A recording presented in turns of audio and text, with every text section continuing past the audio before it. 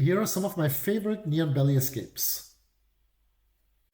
When you have a knee on your belly, the most important thing is to close the gap under your elbow. Make sure this is not accessible to him. If he pulls it, he can put you on your side, he can attack your arms, and you're in a lot of danger.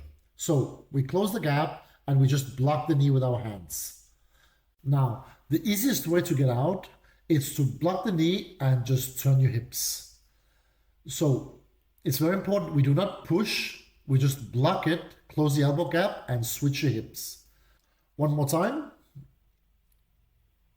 So we block the knee, we close the elbow gap, and then we turn our body. And if you're lucky from here, you can get an underhook and get up and scramble. Now, a more active way to attack from the same position, you'll notice there's a gap there over his foot, and you reach under, you weave back in, you push on the thigh with one or two hands, and you lift the ankle up. You pull yourself up, and you're in side control. One more time. When you have a knee and belly, you block the knee, close the elbow gap, you see his foot is available, you reach under, you come back, you pull the ankle and you push the thigh. And then you pull yourself up and you end up in side control.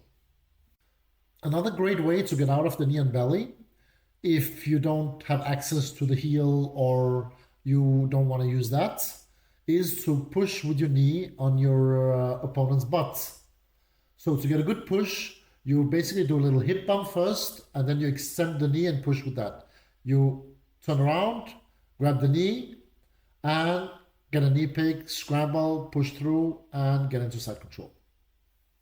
One more time. You push on the butt, you reach around, grab the leg, reach for the knee and ankle, push through, get into side control.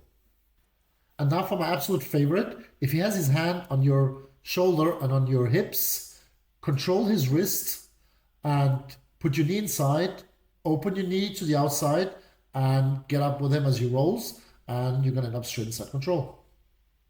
Let's do that one more time. So knee and belly, control on the shoulder, on the hip. This is amazing with the gi because you can actually control the sleeve instead. But for no gi, you can still do it. Just have good grip on the wrist. Hip out a little bit if you need to. Weave your knee in. Open your knee outside. He's going to follow, reach up, and end up in side control. Now, there's a variation to this. The variation is when he has two hands on your shoulder, which is a little bit more complicated, but it's the same principle. First, you weave in on the biceps. You can get the inside control. From there, you push a bit, slide down to his wrist, and now you're in the same position as before. Weave your knee in, open your knee, pull him to the side, and end up in side control. If you like these tips and you find them useful, please like and subscribe to this video.